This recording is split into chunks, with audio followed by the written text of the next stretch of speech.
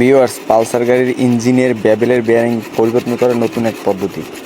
Pulsar গাড়ি ইঞ্জিনের bearing, বেবেলের bearing পিছনের সাইডটা বড়, এই জন্য বাইর করা যাইতেছে না। আমরা অন্য পদ্ধতি অবলম্বন করতেছি, ইঞ্জিন ফাটানো ছাড়া, মানে ইঞ্জিন ফুল ওভারঅলিং করা ছাড়া অন্য সিস্টেমে বেয়ারিং বাইর করবো আমরা এখন। এই ফার্স্ট টাইম এইভাবে বেয়ারিং বাইর করতেছি, নাইলে আমার ইঞ্জিনটা ফুল খোলা লাগতো না। তো ভিউয়ার্স, ভিডিওটা পুরোটা দেখুন, তাহলে বুঝতে পারবেন। তো ভিউয়ার্স, দুই টুকরা আমরা 4 ভাগে কাটবো, আলাদা আলাদা 4 ভাগে কাটবো। ও সুন্দর।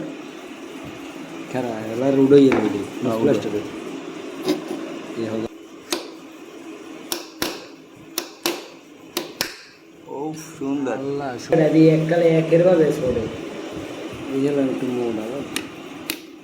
ছোট ছোট টুকরো করে যদি না কাটি, তাহলে আবার ইঞ্জিন মানে বেশি পরিমাণ ভাঙার সম্ভাবনা আছে।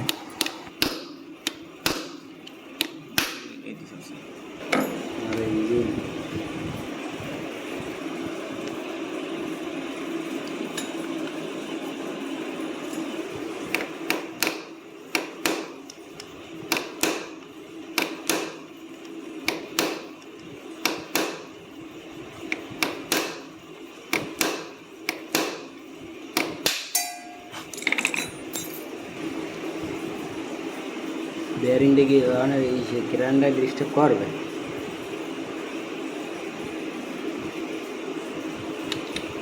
উমা উমা উমা লাইট মে এই ভাইজান, এই বেয়ারিংটা ভিতরে আসলে ওই ভিতরে বেয়ারিংটা বড় সাইজ, পালসার গাড়িতে 2টা সাইজ হয়, এইটা বড় সাইজের বেয়ারিং, আগের মডেল। এটা বাইর করা যাইতে না, এটা বাইর করতে গেলে পুরো ইঞ্জিন খোলা লাগবে। তা আমরা এটা পদ্ধতি বাইর করছি ভাই, এই যে বডি কাটতে, তারপর কিন্তু ক্ষতি নেই, মনে হয় যে ক্ষতি অনেক, আসলে কোনো ক্ষতি নেই। এতটুকু গেলে এতনি জায়গা দিয়ে কোনো সমস্যা নাই। এই দেখেন এইভাবে, আর নাইলে কোনোভাবেই সম্ভব ছিল না বাইক করা। এই খুব সুন্দর একটা পদ্ধতি, আপনারা চাইলে অবলম্বন করতে পারেন, মানে ব্যবহার করতে পারেন। এই যে বেবেল এই পেশে তো বেবেল খুললেই বেরোই যায়, কিন্তু এই পেশে যে পেনিং, এই সাইডে যে বেয়ারিংটা থাকে, এই বেয়ারিংটা বাইকের জন্য আমাদের এত কিছু করা লাগছে, অবশেষে আমরা সফল।